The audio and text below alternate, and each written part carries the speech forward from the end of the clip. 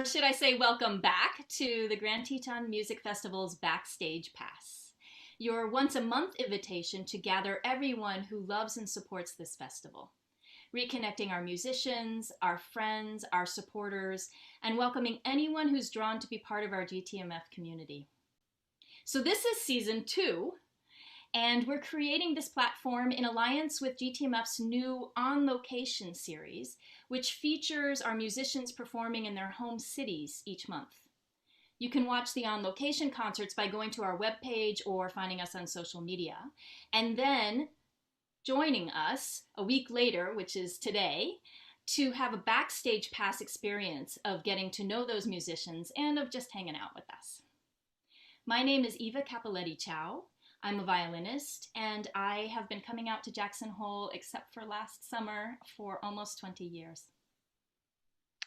And my name is Jerry Ho. I'm the associate conductor for the Grand Teton Music Festival, and I've been with the festival for, I guess, on location for 3 years, off location, 1 more year in addition to that. And of course, we're here with Mike Richards, who is helping us with all things technical, logistical, and many other things. Welcome, Mike. Thanks, guys. It's so good to be back after a couple of months and after 10 crazy weeks. So have a good time. Really excited to hear from our guests. It's great to see you, Eva. I know, it's so surreal watching you do your part, because I think there's just 3 things that are coming to mind. First, that I can't believe how much time has passed, and also how just crazy that we did this every week for 10 weeks once we got an idea across, and so that was just a whirlwind. And now here we are back by popular demand, and also because we feel it's like the why of this is to support our musicians at this stage of where we are with this whole pandemic pause, is the way that I'm calling it. So wanting to check in with you first, because I feel like I haven't really seen you in a while. Last time we were get together doing this, I remember that Remy, your son, you're like, is he 3, 4? 3.5 now. 3.5. And he came up and he was right there and you said, and this is my full-time job during this pandemic. So so that was then, and this is now, and I know that you are involved in so many things. I see that you're the assistant conductor down in Atlanta, and so you're going back and forth for that, and you're still teaching at Rice in Houston, and just how are you, like fill me in. How are you managing all of this? Well, it's we have a great support system, lots of good friends, family to sort of our pod has grown a little bit to make it all possible, and certainly it's been, I guess, how long? 2 months, 3 months since our last episode. We finished August 8th, right? Because that was so that's right, and it's, I mean, it's yeah, the world has changed quite a bit already in that time. I mean, the first season 1 seems like a lifetime ago, but it has been really busy. I've started up as associate conductor here in Atlanta with Atlanta Symphony, and that's been very busy. Still teaching at Rice, as you said, and getting a chance to work with the students. And we've been able to do concerts there. I had a big opera at the beginning of the school year that really took up a lot of time. So it's been great to have a chance to continue making music and keeping music alive, which is such an important thing right now. And so I'm very grateful for the opportunities to do that. And I know for you, since we last talked, you've been really busy as well on multiple things. You are now a certified life coach. You have your own program called Classical Conversations, where you're talking with a lot of musicians and helping them form a community during this pandemic, sort of being connected with each other. Yeah, when we were doing those 10 weeks, I was still studying, doing the program for this life coaching, and so that's finished, and so now I'm certified, and I'm starting this process of working with musicians. Those are my people to serve, are the people that we know so well, and that it's such an honor actually to have these skills and to be able to show up in this way in support of the people. So with Classical Conversations as well, but also just being able to step in this way with students, and just all of that. And then, yes, it's really strange. I feel like what happened is that before this felt like this crazy time, and now something happened. Maybe it was in August or maybe September when school started up again, where this became what we need to function in. And that was the moment where I feel like a lot of us then said, okay, well, how am I going to play? How am I going to do the things that are important? How am I going to be able to function? And why I think that's interesting, especially as we're bringing on our guest for today from New York, is because that's showing up differently in the different orchestras all around the country. And so I'm really interested to bring our guest forward and to begin this conversation of what does now look like, even though I don't know if it's the new normal. I don't know if there's going to be a normal for a while, but just how are they able to engage in the ways that they are during this time? Yeah, absolutely. It's basically what we have to live with right now. Well, I mean, I think that's a great way to bring on our guest and really have it for us to hear from them. Great. So, Mike, if you could bring on our guests, we have 4 of the musicians who recently played on the GTMF On Location New York concert. Please welcome our wonderful guests. Press the audience clapping button here. Welcome, everybody. I'm so glad to see you. I'm just going to welcome you into this conversation because it's neither the old normal, whether or not there's ever going to be a new normal to this. And so being in alliance with these on location series, I really want to know what's happening in New York. What's the feel there? What's going on? What's possible? What's not? Just anyone who wants to start in this conversation, you have the information that many of us want to know.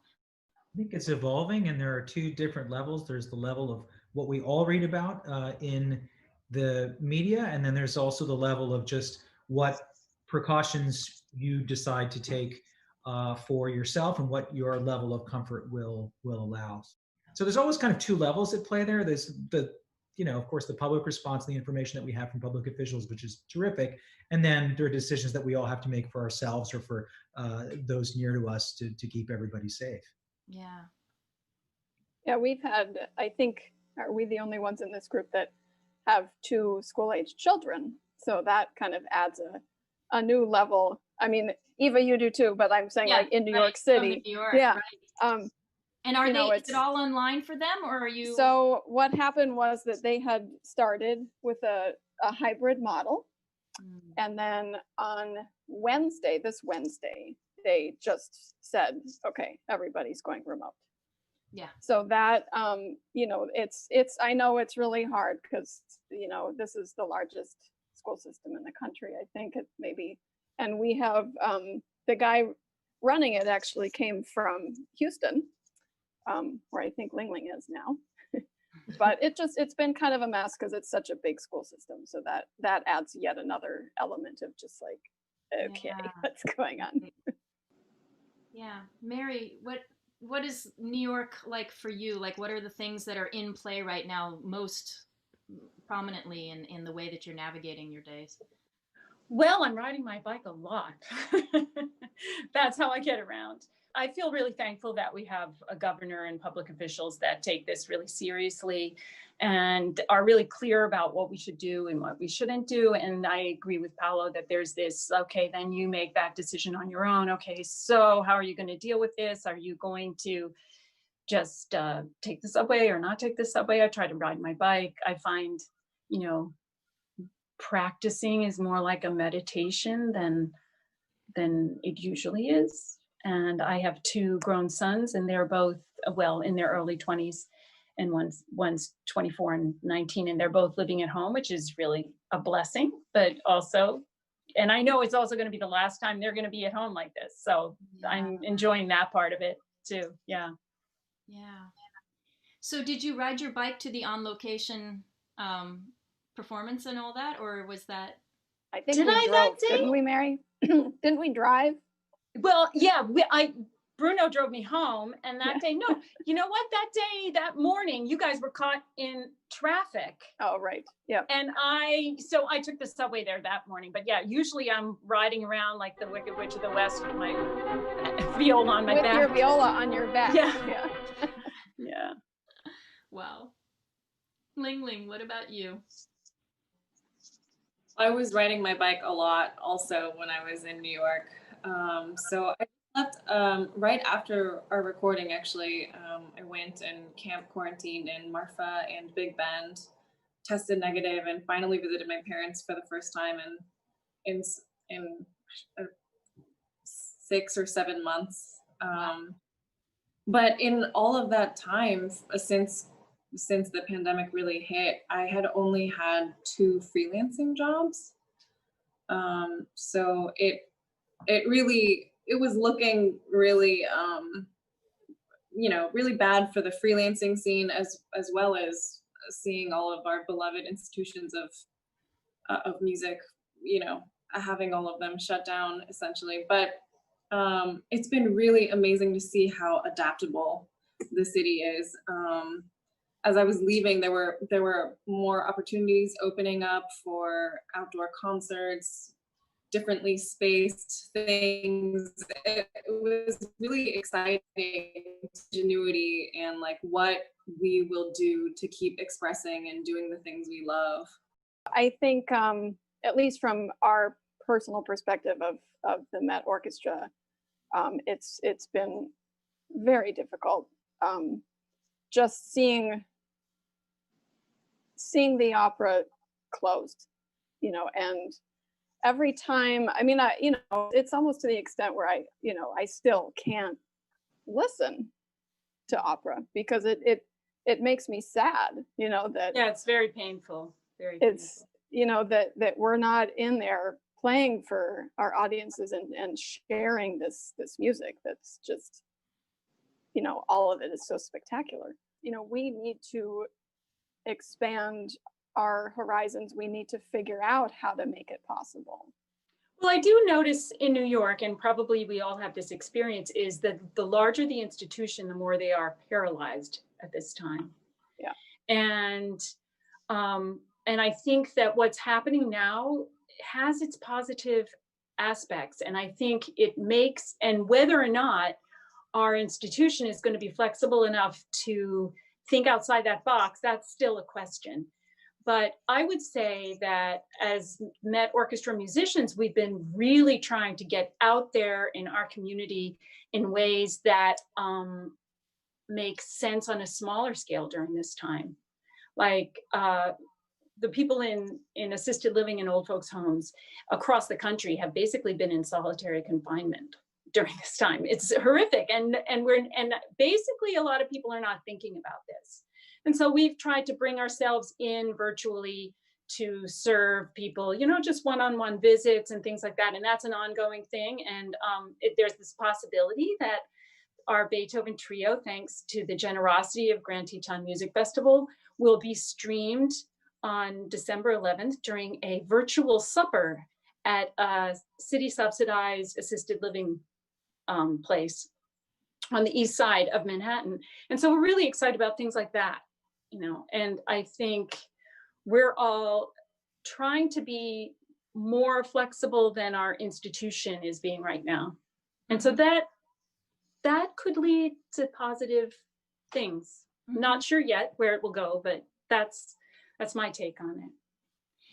Because the institutions cannot be that flexible, what I'm seeing is a lot more interactions between musicians talking to musicians. People are sharing master classes with students across the country now because you can. There's in a way, when we were just, okay, the institution's got our backs and we're doing this, we're sort of living our lives. And now there's this transference because there's no one else doing it, where we're recognizing the power of our own community, to create outside of what we were used to creating. We as musicians, I realize more now than I ever realized before. And it's always been obvious, but it just comes home that we are about sharing what we do. That is what it's about. And when I'm practicing and it turns into kind of a meditation instead of a regular practice session, that's what's missing, is that I'm not working toward, in the near future, really sharing my talents with people. And that breaks my heart. but it also brings into the forefront how important it is for us to share what we do. Yeah. So it's been amazing to see like freelancing by nature and musicians in general, just how we've been raised to work as hard as we have. You know, we're scrappy, we're hungry, and we're really adaptable. And that has been so apparent, especially in the city. It has been devastating to see these bigger institutions kind of fail to support and adapt to the musicians' needs and desires to share as much as they would like and as much as they're capable. But it's an exciting time because so many people in New York are doing that. But you know, now things have reverted to a more dangerous situation there. So it's kind of heartbreaking not to be there. I'm not sure why. I'm happy to be with my parents, but I don't know. It was the feeling of solidarity in the city when everything was really bad in March and April is something I'll never forget, and I feel so tied to the place in a similar way. Like, you know, I couldn't necessarily play for audiences, but I played on you know, for my neighbors, and there are just so many small kindnesses that I found people doing and giving to each other. And it was like a whole city of chamber music in a way. And it was really, yeah, I mean, an unforgettable time for everyone in so many bad and surprisingly good ways, because humans are great. If there was one thing that you wish, when you're sort of speaking to the larger public, that you wish they would know, what would it be about this time, your experience of this time? One thing that the layperson, I think, will not encounter and understand is what it's like to lose one's voice, in the terms that Mary was talking about, where you have a job to communicate to an audience and to communicate with others to that audience, and where that has been put on pause, we'll say, elegantly, as you do. I do two things. I play harpsichord in concert, of course, with various groups and with the New York Philharmonic and with Orpheus Chamber Orchestra, and all that, of course, is on pause. The other thing that I do is that I'm the organist and choir master here at St. Bartholomew's, and singers have it really bad. They don't have a situation that looks like it'll be great in a few months until a vaccine is found. And to get back to what I don't think the layperson will understand, whether it's for singers or for instrumentalists, what it is like to have your life's work halted, and your life's, more importantly, your life's purpose and your calling halted. Those two things, yeah, to be put on pause, and then to also to understand that there's a lot more to it than merely our entertaining each other. Yes. There's a lot more at stake than that. We've lost our livelihoods and our life's work. What we offer is essential to understanding the human condition and essential to relating to each other, that the art that we make isn't an ornament to our lives, but is something that helps each of us find a better way forward, whatever it may be for anyone's individual circumstance. I don't know. I think Paolo kind of said it all. Sorry, it wasn't a particularly short answer, pardon me. No, but I mean, those two things, it's just really hard to. I think for me, it just to build on that, it's just feeling like we need to prove what we do is important to society. You know, just as important. I mean, of course, you know, we can't, I don't mean to belittle anyone else, or what, you know, first responders have done, what healthcare workers have done, but music, art, culture is, you know, essential. That paradigm is a very American paradigm, and it's not the same in places like Germany, where they're like, one of the first things they did was pass a pandemic assistance bill that helped musicians and artists. And it made me question my own supposition, like, oh, well, there's other things that are so much more important than this. You know what? This is important too. And not only am I thirsty, as like unbelievably thirsty to express what I've been trained to express and what I've chosen, the way I've chosen to express it, and use that But I also feel like it's important and it deserves people's attention in a way that we eschew, unfortunately. I think there isn't anyone we know that isn't spending a considerable amount of time in quarantine and in the pandemic, that isn't doing a lot more than just whiling away the time with the arts and with the performing arts specifically, that actually they're engaging and learning and staying alive with something that sometimes our governmental systems classify as optional, when the reality is that it's not optional to any of us, to any single person we know in our families and friends, that all of us are keeping active with the arts absolutely all the time, whether it's at the level of entertainment or whether it's at something perhaps deeper than that. It's not an easy life to be a musician, and it certainly takes an amount of privilege to get to where we are. But it's not an easy life, and we wouldn't choose it if it was totally, inessential, as we've been deemed in a lot of ways. I worry that, there are all these statistics about people who are experiencing this in the last 2 years of high school, and how much loss of income they're going to have over their entire lifetime. It's like, tens of thousands of dollars, like entire livelihoods will be lost because of this pause in their education in high school. And I worry that the way that our government and, just the way America sometimes doesn't prioritize the arts and culture the way that Europe does will have ramifications that we will only really know later on. And to audiences, I would just say that we miss you and we need you and we exist for you.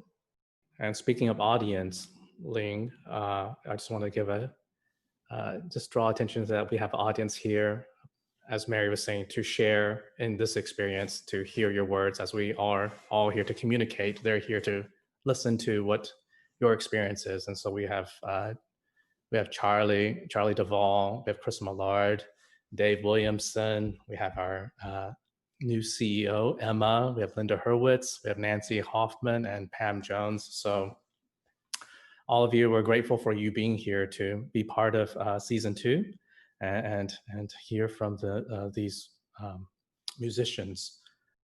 As organist and choir master of St. Bartholomew's, you were speaking about how hard it is for singers right now. And of course, not only as choirs, but opera, are the choirs able to perform at all for anyone, or? Only as cantors, singing singly and recorded and sent out via a live stream or pre-recording.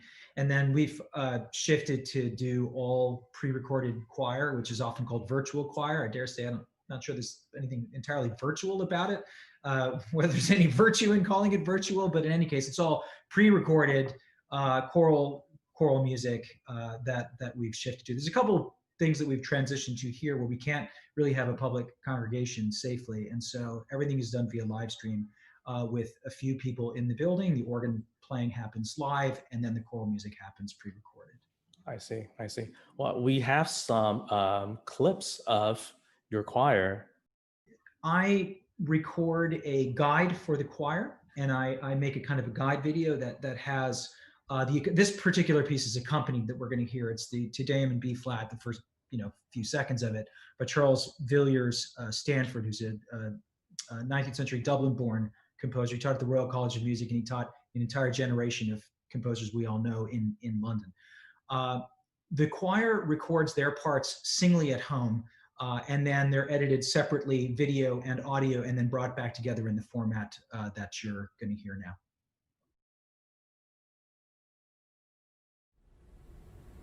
Oh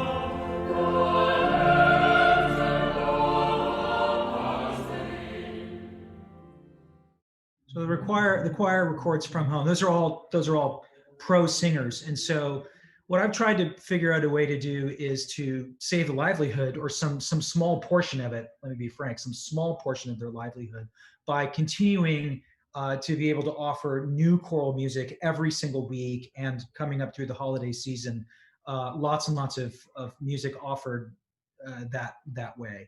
And so they still do some singing they have the unenviable, I can't say it enough, unenviable task of recording themselves completely alone at home in whatever acoustic, and then sending it to their boss. And so I'm constantly reassuring them, telling them they sound great, not to worry, and that I love them and all that good stuff. And so it all gets woven together thanks to technology. And those familiar faces, to the people who are used to hearing them sing live, mean a lot. And the familiar voices mean a lot to folks because of our regular attendees here. For those of us watching the program, how can we access more of the performances? Is it on the YouTube page, or is it on the St. Bartholomew's website? All of the above. So the website is stbarts.org, and then if you Google it, there's a Facebook page, of course, and a YouTube channel, and both have playlists where you can hear one choir or organ video after another. The handle is stbarts.NYC for all of those things. Fantastic. One of our, someone from the audience, Linda Hurwitz, one of our violinists from the Virginia Symphony. Hi, Linda, I miss you. I need to say hi to Linda. She said that was so touching to see them listening together, and it's just, wow, Paolo, what a sound. And so please tune in to hear more from the wonderful choir, and of course, Paolo's playing. I just wanted to move over to Kari and Mary just to talk about what the Met musicians have been doing. So as most of you know, the Met Orchestra was furloughed in April, and we will be until at least September of 2021. We kind of resurrected our 501c3, our nonprofit organization, and we are called the Met Orchestra Musicians, and we are fundraising. I never thought I'd be in this position to have to do this, and I think we kind of touched on this earlier, that, you know, like Ling Ling said, you know, freelancers are really good at kind of, you know, swimming upstream, and you know, those of us who got a job pretty, you know, early out of school, and you know, we haven't had to work on that part as much, and so this is all very new to us. We have this 501c3. It benefits not just the orchestra musicians, but many members of our associate pool, which is our subs, some of our music staff, who are some of the people that, you know, rehearsal pianists, prompters, assistant conductors, librarians in the orchestra. So, and some of these people are already also losing their health insurance too. So there's a lot that we're trying to help with. Why are we doing this? Okay, so to raise money for our musicians, but also to do these things that we talked about earlier, you know, making sure how can we get out there? How can we let our public know that we miss them? How can we play? And on Sunday, we have our first of what hopefully will be an ongoing series called the Met Orchestra Spotlight. And we have recorded a concert. It's probably about 45 minutes long, and Matthew Polenzani, who's a wonderful, amazing Met opera tenor, will be hosting the concert. And you can purchase tickets at our website, and you can also look at the website to see all of the other stuff we've been doing. I mentioned the science study. We just did some. There was a big national initiative called Play for the Vote, and we participated in that. We've done some concerts for health workers around the city. And we hope to provide more playing, I think, is really what we want to be doing, of course. And so trying to come up with ideas of how to share with others. Absolutely. And speaking of the events that you've been holding, we have a clip of a quartet playing some Mozart. I think it also has you playing as well as Bruno. This is playing for first responders. Mike, could you please play that clip?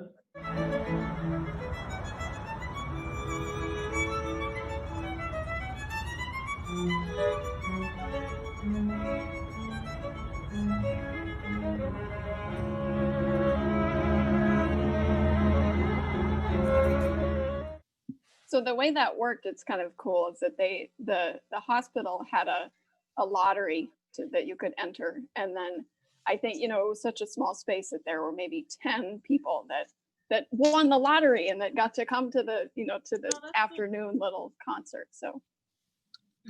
Wow, that's amazing. Ling, I know that you have been playing for, last thing I heard about you playing for was for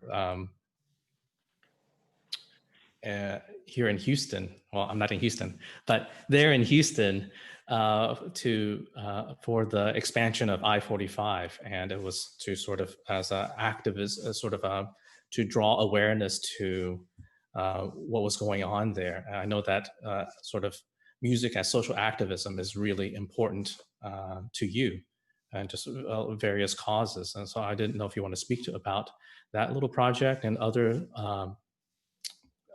projects that you're working on right now.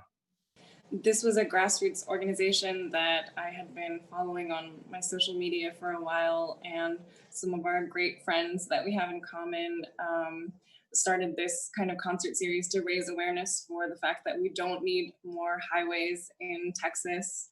All the statistics show that it would just make commuting actually more difficult, would get rid of, thousands more homes.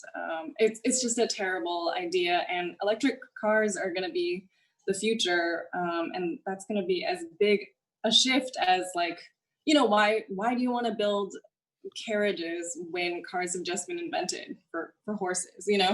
It's just not a good time for the highway guys, and it's just such an expensive project, and they should be putting this towards expansion of light rail, all of these other things that would actually help the majority of people living here. So it was really great to be a part of that, and I'm not playing at the next few, but I'm really excited to get out there and support the musicians who are playing. It was my first time playing for a live audience since probably March. It was so crazy. I also forgot how difficult it is to play outside. My fingers were frozen when I started. I was like, wow. But that's kind of what I miss about performing too. You never know what weird thing is gonna feel terrible.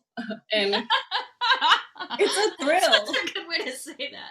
It's thrilling. It's going to feel terrible. I love that. Yeah. You might suddenly have to pee as soon as you sit down. There's so many little anxieties that I've really missed. But is the music gonna stay on the stand? Love that game. I joined an orchestra, which has been a totally virtual orchestra.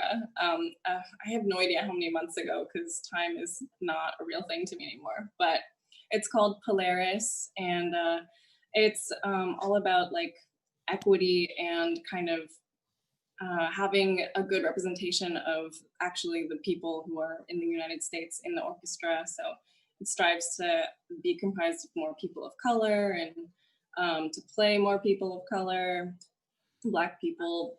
So I'm excited to be part of that. Another thing that I would love for audiences to know that while we're on pause, this is our moment to demand that our institutions change with us. This is our time to say that we're willing to do this with or without you. I am so inspired by what the Met Opera musicians are doing. It sounds like you're performing everywhere. It sounds like you're really, you're so scrappy and hungry, and the way that you are so looking to serve your community is just really inspiring and beautiful. And that's I think a really beautiful moment for now. We're having a reckoning of who's playing classical music, who's allowed to play classical music, and also just all of the systems are being challenged that actually really need to be challenged. So it's also an exciting time, even though it's devastating. I think classical music inspires a certain kind of connection that it's just a very human need during this crisis. There's a certain kind of emotional and human connection that's there. And I was actually just listening to a podcast that people are very surprised how many people are streaming and really thirsty to hear classical music. They didn't expect it to be the numbers that it is. If I can transition us, Jerry, if you're good with this, into our next segment for just a little bit. So we have like a kind of game segment, a little bit of a lightened segment. And so what we're going to try with you guys for the first time, so let's see how this goes, is I have a bunch of quotes and about music. And I don't know if you guys had buzzers, I would make you do the buzzer to see who could get this fastest. But I'm going to speak a quote, the inspiration from music from people, and see who can tell me who they think said the quote. Does that sound good? You guys willing to try? Willing to try? Willing to be totally wrong. Sure, go for Yeah, yeah. Excellent. Yeah. Mike can edit anything out, so don't Yeah, worry. that's right. We're amongst friends here. I'll start off kind of easy. The music is not in the notes, but in the silence between. Oh, I just heard that I've quote heard too. that before. I know. It's when we heard. Well, you could guess who's one of like the very top people that you could just even guess. Just Yeah, see? it. Bernstein. no B's. Beethoven, actually. Nope. It starts with M. Mozart. Da da da da da da. Kari Oh, gets the yippee. one. All right, with just a little bit of help. Oh, yes. Okay, second one. This is Wait, that was the easy one. Okay. that was the Yeah. easy one. And here's a Oh, little we're in hint. trouble. Listen for the hint. Kari might know this one too. What does Kari play? Music is the divine way to tell beautiful, poetic things to the heart. Pablo Casals. No! Kari twice! Okay, that was a big hint. No, but it sounds like Yeah. him too. Yeah, So totally. that's not fair, really, if you Yeah. think about it. Music is a higher revelation than all wisdom and philosophy. Music is the electrical soil in which the spirit lives, thinks, and invents. Beethoven. Ta-da, Mary! Excellent. I think three's good. Do you think that's that's a Yeah. good little slot of fun in the midst of all of this? So thank you for playing. That's a great quote, though. Electrical Yeah, soil. Electrical I mean, soil. wow. Mm, Yeah. I was thinking like George Bernard Shaw or something. I mean, yeah. So we have a couple of questions here from the chat. And the first one is actually takes us into our next topic that we would love to talk about, which is your performance together for GTMF On Location. Pam asked that, how did you plan and practice for GTMF On Location in New York? And she said it was terrific. So they really loved the show. Well, Kari and Bruno and me are all neighbors. So that Bruno was is my very close neighbor. yeah. But so it was easy. We had to figure out how comfortable we are. They had to figure out how comfortable they would be with me in their living room. We all wore masks. I have to wear reading glasses when I play, and my glasses kept fogging up. And I think we also had just gotten that COVID test, so But we left the window open, and our living room is kind of, we could all fit fairly spaciously. And In terms of the way the concert came together, there's sort of two levels. There's the operations and practical stuff, and then there's what we played and why. The operations and practical stuff Mary already talked about a little bit, that we all took COVID tests and made sure that everybody was in the clear before getting together in any way to rehearse.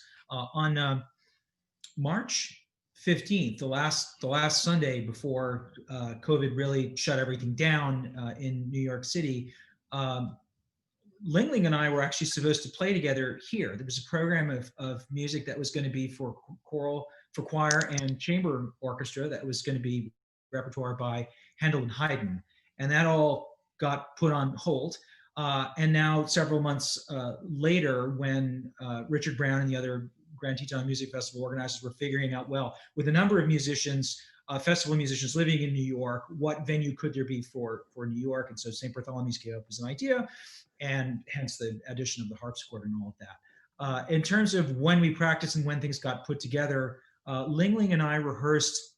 The recording was a Tuesday, and we all rehearsed basically. Ling Ling and I rehearsed on Sunday night, and then I rehearsed with Joel Noyes, who played a Bach Gamba Sonata on Monday, and then the rest of the rehearsing was simply done on Tuesday morning before we recorded it here on site, on location, in quotes.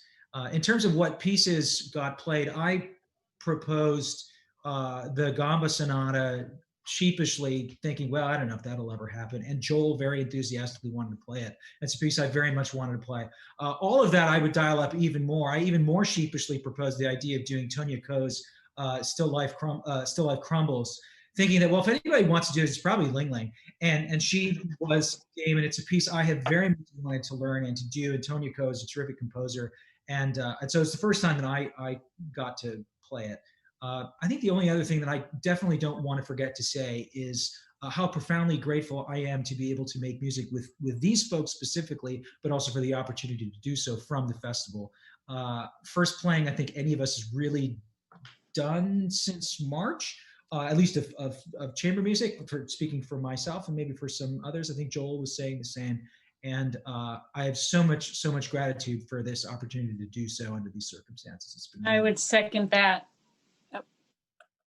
It's fabulous. Yeah, I was going to ask Paolo if you had a chance to play with anyone up until this point. It's only been one-on-one singer and organ, leading some things that are very low key, nothing like the Bach, the Vivaldi, the Tonya Koh. The other piece I should say something about is that the concept of performing something that was related to Veterans Day because of the timing, and also for the other reasons that Kari explains on the video as to why an elegy was played by an elegy by Elgar was played, is that idea came from the festival. And if I'm not mistaken, the specific piece was proposed by Sir Donald, Maestro Donald Runnicles, who knew of that specific piece, and was played beautifully by the quintet. Ling Ling, it was fantastic to hear you play Tonya's music. I don't know if have you met her before? Oh, I have not met her. Okay.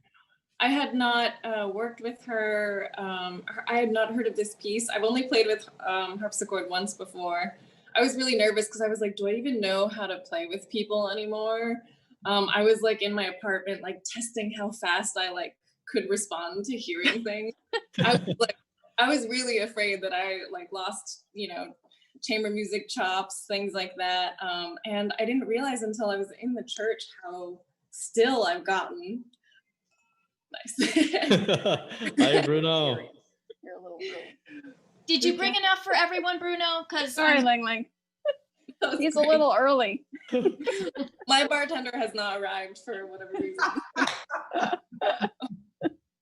But it was so fun. What a name, Still Life Crumbles. That was all of our lives. But it was so fun to play something unfamiliar and to sink my teeth into it. I started practicing really early because I was just so excited. I don't know if I've ever been this prepared for. I want to add that it ended up being a happy coincidence that I proposed this particular modern piece because when I mentioned it to Richard, he reminded me, and this brings us to a point that Ling Ling made earlier, that the festival is very intentionally pursuing the idea of programming music by minorities, people of color, and so on and so forth.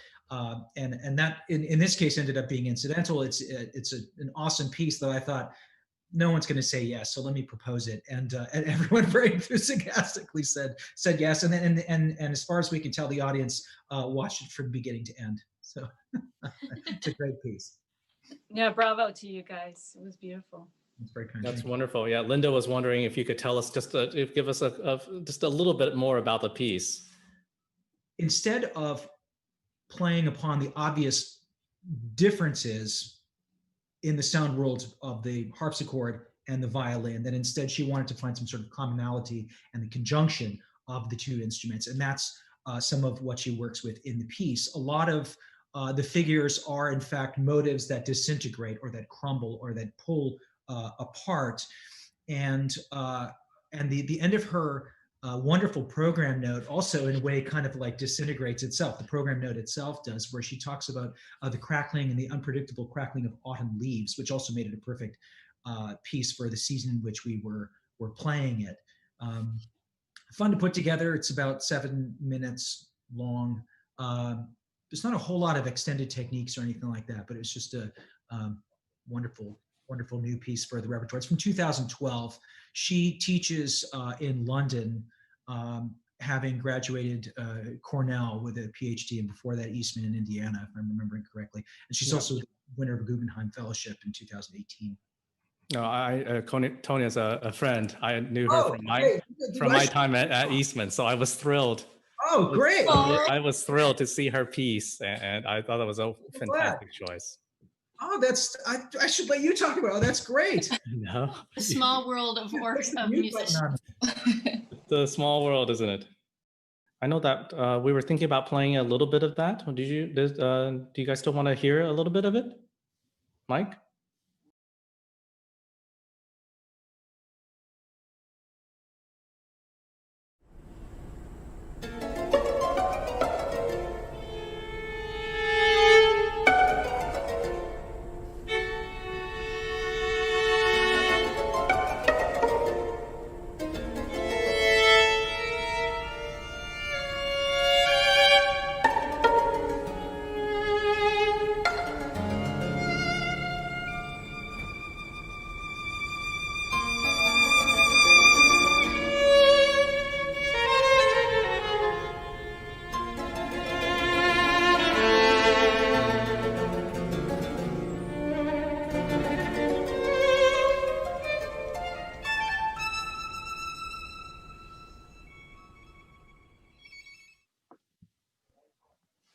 Yeah, you sound great. Bravo. It was such a fantastic program, and hearing all of you play, I know that one thing that when we had Backstage Pass this summer was just none of us could really have a chance to play together at all. And so having this new series On Location and hearing all of you, our GTMF family be able to start playing music together again is really wonderful. And it's been, I know that we've already gotten a lot of views for the concert. And one thing that happened there in Jackson was Legacy Lodge, who is a fervent supporter of the festival. I think 14, I think that's what Mike was telling me, 14 of the members there were watching. And Mike, did you have a photo that you want to share with us? So this was when they were watching your concert streamed. That's so great. Nice. That's the Vivaldi they're watching. Oh, love it. Well, I think it's about that time to wrap up. Exactly. Thank you all for wanting to have this, for being willing to be a part of it. You really this is sort of off script, but you really reignited, for at least me, and I think for Jerry and Mike as well, the wish to do this, to create another Backstage Pass, to bring us all back together again with the beginnings of music. So thank you for being a part of this. Thank you for the beautiful, inspiring music and the things that you bring to the table in this conversation. I'm really grateful to get to know you, Paolo, and Mary. It's nice to meet you. And this is just the beginnings of, I guess, the more. Yeah. See where that goes from there. Yeah. We will have 4 more episodes of GTMF On Location, and our next one will be in December 10th, coming from Chicago. We'll have a brass quintet with festival musicians including Barbara Butler, Gail Williams, and Mick Mulcahy. And they'll be joined by a couple of members from the Chicago Symphony Orchestra. So please be tune in for that. For those of you who want to be a part of how this series really works, watch that, get to know them musically, and then come be with us for the behind the scenes conversations and getting to know the musicians. Thank you. And a Eva huge Jerry, thank you to the festival. Yep. Thank you all so much. Oh, thank you guys for being part of this. It's so wonderful to see all of you. And of course, it was such a pleasure to hear you play.